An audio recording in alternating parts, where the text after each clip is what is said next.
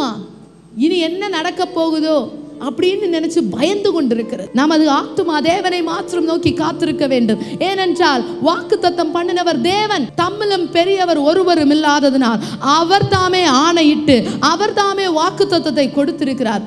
அந்த வாக்குத்தத்தத்தின் மேல உங்க நங்கூரத்தை போட வேண்டும். உங்க நங்கூரத்தை போடும்போது உங்களுடைய வாழ்க்கையாகிய படகு சேஃபா போயிடும், பிரச்சனை இல்லாமல் போய்விடும்.